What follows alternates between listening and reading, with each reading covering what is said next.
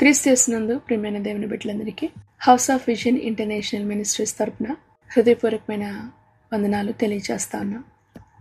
అందరు బాగున్నారా? క్షేమంగా సురక్షితంగా ఉన్నారా? దేవుని యొక్క వాక్యం వినడానికి సిద్ధంగా ఉన్నారా? మార్చి నెల 31వ తారీఖు 2026 సంవత్సరం. ఈ నెలంతా కూడా ఎన్నో భయాలు, ఎన్నో ఆందోళనలు. 28వ తారీఖున ఆరంభమైన యుద్ధం 2 రోజులు 3 రోజుల్లో ముగిసిపోతుంది అనుకున్నాం. కానీ నెల రోజులు గడిచిపోయింది. ఎన్నో భయాలు, ఆందోళనల మధ్యలో దేవుడి నెలంతా కాపాడిన దేవాది దేవుణ్ణి బట్టి దేవునికి మహిమ కలుగును గాక ఆయన స్తుతిస్తున్నా. మీరు కూడా అనునిత్యం ప్రభు పాదాలు పట్టుకొని ఆయన సన్నిధిలో మీరు చేసిన ప్రతి ప్రార్థన ప్రభు ఆలకిస్తూ ఉన్నారు. మార్చి నెల 31వ తారీఖు 2026 సంవత్సరం. ఈనాటి వాక్య ధ్యానం మార్కు సువార్త 10వ అధ్యాయం 49వ వచనం. ధైర్యం తెచ్చుకొనుము, ఆయన నిన్ను పిలుచుచున్నాడు, లెమ్మని వానితో చెప్పిరి. ధైర్యం తెచ్చుకొనుము, ఆయన నిన్ను పిలుచుచున్నాడు, లెమ్మని వానితో చెప్పిరి. ఈ వాక్యము బర్తిమయి అనే గుడ్డివానికి యేసుక్రీస్తు ప్రభు ఇచ్చిన పిలుపు. ఆయన నిరాశలో ఉన్నాడు, చీకట్లో ఉన్నాడు, ఎందుకంటే ఆయనకి ఏం కనిపించదు. తృణీకరించబడిన స్థితిలో ఉన్నాడు, ఎందుకంటే ఆయన రోడ్డు ప్రక్కన ఉన్నాడు. ఆ స్థితిలో జీవిస్తున్న ఆ వ్యక్తిని యేసుక్రీస్తు ప్రభువారు పేరు పెట్టి పిలిచారు. ఇది కేవలము బర్తిమయికి మాత్రమే కాదు, ఈ రోజున నిరాశలో ఉన్న ప్రతి ఒక్కరికి కూడా దేవుడు ఇస్తున్న పిలుపు. చాలా డిప్రెషన్లో ఈరోజు నేను దేవుని యొక్క వాక్యం వింటా ఉన్నారేమో. నా జీవితం ఎందుకు ఇలా అయిపోయింది అనుకుంటున్నారేమో. మీరు ఎవరు పట్టించుకునేవారు లేరే, కనీసం పలకరించేవారు లేరే అనుకుంటున్నారా? అసలు బ్రతికున్నామా లేదా అని అడిగేవారు కూడా లేరు అనుకుంటున్నారా? ఇక ముందుకు ఎలాగ వెళ్ళగలుగుతాము అనే ప్రశ్నలు ఇలా చాలా మీ యొక్క మనసులో ఈరోజు ఉండొచ్చు. ప్రభు ఇస్తున్న మాట, ధైర్యం తెచ్చుకును, ధైర్యం తెచ్చుకును. దేవుడు నేను ఇంకా పిలుస్తున్నాడు, ఆయన నిన్ను మర్చిపోలేదు. ధైర్యం తెచ్చుకును అనే మాట ద్వారా దేవుడు నీలో తన బలాన్ని నింపడానికి ప్రభు ఇష్టపడుతూ ఉన్నారు. యెషయా గ్రంథం 41వ అధ్యాయం 10వ వచనంలో, భయపడకము, నేను నీకు తోడై ఉన్నాను అంటాడు ఆయన. యెహోషువ చాలా భయముతో, ఆందోళనతో మోషే తర్వాత అధికారం, బాధ్యతలు అందుకోవడానికి వచ్చిన యెహోషువతో ప్రభు 1వ అధ్యాయం 9వ వచనంలో ఆయన అంటాడు, ఇదిగో నిబ్బరము కలిగి ధైర్యంగా ఉండు, నేను నీకు తోడై ఉన్నాను. నీవు బలహీనుడు కావచ్చు. ఈ రోజున దేవుని యొక్క వాక్యాన్ని వింటున్న మీరు, నీ బలహీనతలో నా యొక్క శక్తి పరిపూర్ణమగుతున్నది అని ప్రభు చెప్తున్నాడు. నీవు బలహీనుడు గనుకనే, నువ్వు కృంగిన స్థితిలో ఉన్నావు గనుకనే, నీకు ప్రభు యొక్క అవసరం కావాలి గనుకనే ప్రభు నిన్ను పిలుస్తున్నాడు. ఆయన అంటున్నాడు, లెమ్ము, లెమ్ము, నువ్వు లేవాలి, నీవున్న పరిస్థితి నుంచి నువ్వు లేవాలి. బర్తిమయి ప్రభు యొక్క మాటను, ఆహ్వానాన్ని విని వెంటనే కూర్చునిలేదు. ఆయన కూర్చుని ఉండిపోలే, అతను వెంటనే దిగ్గుని లేచాడు. మీకా భక్తుడు అంటాడు 8వ అధ్యాయం 7వ వచనంలో, నేను పడిపోయినను తిరిగి లేస్తాను, నా శత్రువ నా మీద నువ్వు అతిశయించొద్దు. ఈ రోజున మీలో చాలా మంది పడిపోయిన స్థితిలోనే ఉన్నారు, లేవడానికి ఇష్టపడటంలా. మిమ్మల్ని పడేసిన పరిస్థితులు, ఆ మాటలు, ఆ వ్యక్తుల్ని పదే పదే మీ గుండెల మీద మోసేస్తా అక్కడే ఉండిపోయారు. మీరు నువ్వు చెప్పాల్సింది ఒకటే, నీ డిప్రెషన్ విడిచిపెట్టి అక్కడే ఉండిపోద్దు, వదిలేసేయండి, లేచి నిలబడండి. లెమ్ము అన్న మాటకి అర్థం ఏంటో తెలుసా? నీ కథ ముగిసిపోలా, ఇప్పుడే ఆరంభమించబడింది. ఆయన నిన్ను పిలుస్తున్నాడు, ఎందుకంటే నువ్వు దేవునికి విలువైన వాడివి. ఇర్మియా గ్రంథం 31వ అధ్యాయం 3వ వచనంలో అంటాడు, ఇదిగో శాశ్వతమైన ప్రేమతో నేను నిన్ను ప్రేమించా. మనుషుల యొక్క ప్రేమ ఉదయం చాలా శక్తితో ఉదయించిన సూర్యుడిలా ఉంటుంది, సాయంత్రానికి అది తగ్గిపోతుంది. కానీ దేవుని యొక్క ప్రేమ గుర్తుపెట్టుకోండి, అది శాశ్వతమైనది, అనుదినము కూడా అది నూతనంగా పుడుతుంది. మన పట్ల దేవుని యొక్క వాత్సల్యం. ఆయన తన గొర్రెలను పేరు పెట్టి పిలుస్తుంది. ప్రతి ఒక్కొక్కరు ఆయనకు తెలుసు. ఆయన నిన్ను వ్యక్తిగతంగా పిలుస్తున్నాడు, సామూహికంగా కాదు.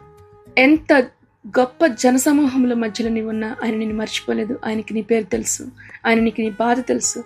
రాత్రికాలం నువ్వు కన్నీరు కారుస్తూ పడుకున్నావే, నిద్ర పట్టకుండా ఎంతో రాత్రి వరకు వేచి ఉండి ఏడ్చి పడుకున్నావే, ఆయనకు తెలుసు. ఆయన విన్నాడు నీ ప్రార్థన, నీ కన్నీరు విన్నాడు ఆయన.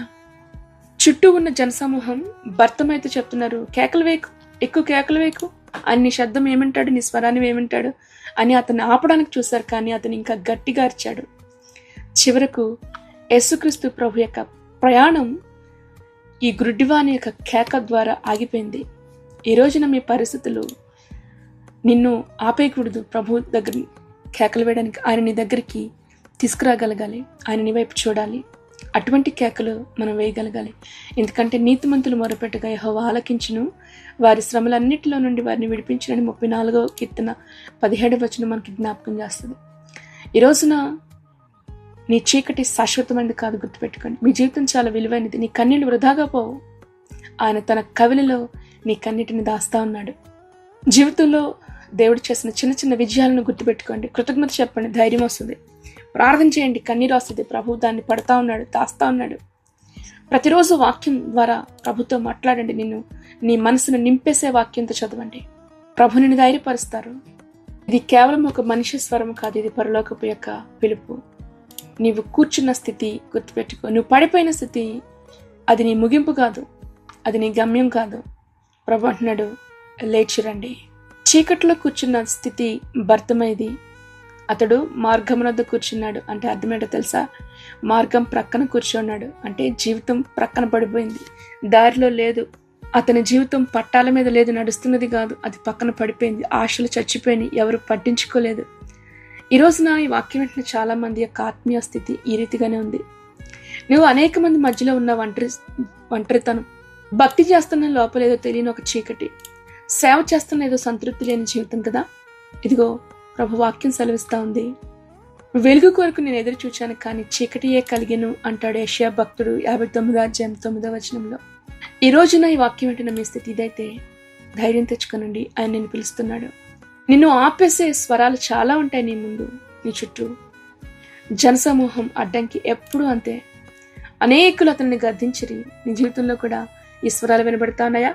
నువ్వు పనికిరావు, నీ పరిస్థితి అయిపోయింది, నిన్ను దేవుడు వాడుకోడు, నిన్ను దేవుడు విడిచిపెట్టాడు అంటున్నారా? ఇటువంటి ప్రతి స్వరం కూడా గుర్తుపెట్టుకోండి, అది నీ శత్రువు. వాటిని నువ్వు జయించగలగాలి. కానీ భర్తమే ఏం చేశాడో తెలుసా? మనలాగా ఆగిపోలేదు. మీరు చాలా మంది ఆగిపోయారు. ఈ రోజున భర్తమే అలా ఆగిపోలా, ఇంకా గట్టిగా అరిచాడు. ఇదే అతని విశ్వాసం, ఇది అతని పోరాటం, ఇదే అతని జీవితం.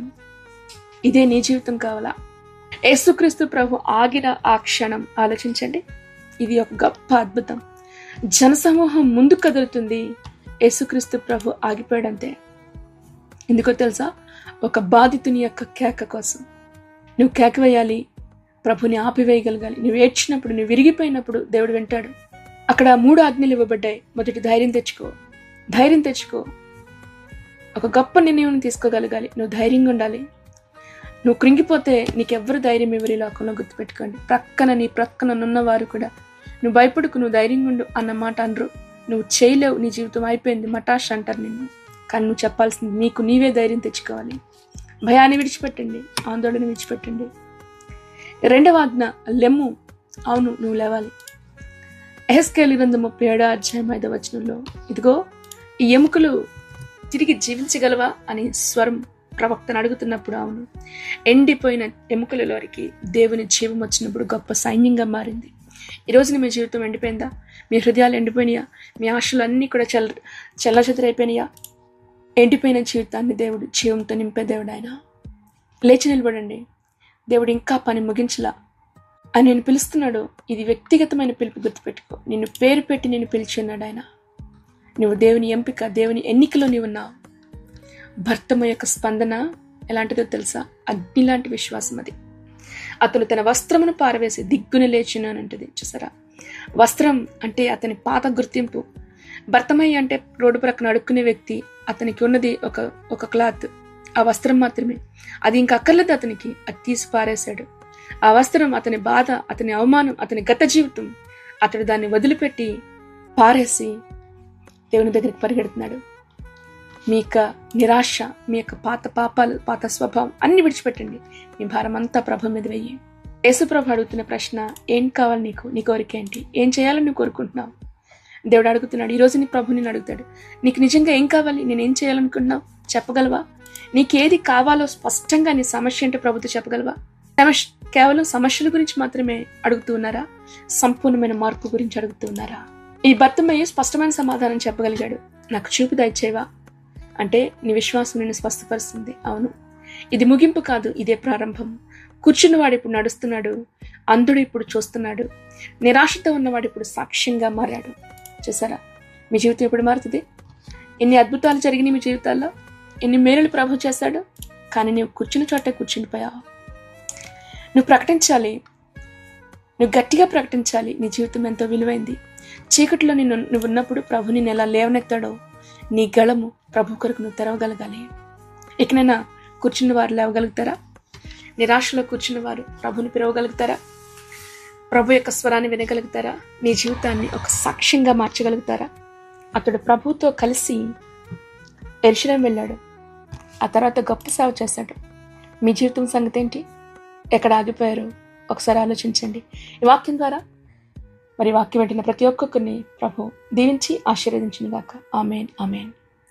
తలలు వంచుదాం, ప్రార్థనలోకి విందాం. మహాపరిశుద్ధుడైన తండ్రి, మీ పరిశుద్ధమైన నామాన్ని బట్టి మీకు స్తోత్రాలు చెల్లిస్తున్నాం. ఇదిగో ప్రభా, ఈ రోజున భర్తమయ్యి అనే వ్యక్తి యొక్క జీవితం ద్వారా నువ్వు మాతో మాట్లాడావు. ధైర్యం తెచ్చుకును అని నేను పిలుస్తున్నాడు. అవును ప్రభా, మా ధైర్యం నీవే. మాకు ధైర్యాన్ని ఎవరివ్వరు, మేమే ధైర్యం తెచ్చుకోవాలి. దేవా, ఈ వాక్యం వెంటనే వారిని జ్ఞాపకం చేసుకో. పదే పదే నిరాశ అనే ప్రభా వలయంలోకి చిక్కుబడిపోతా ఉన్నారు. నీ బిడ్డలు లేవనెత్తండి. ఈరోజు నీ వాక్యం ద్వారా నువ్వు బిడ్డలతోనూ మాట్లాడు.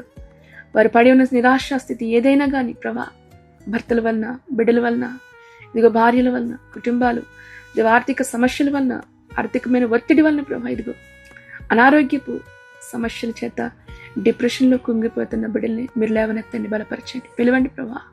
నీ స్వరాన్ని వారు వినగలగాలి. సహాయం చేయమని అడుగుతున్నాం.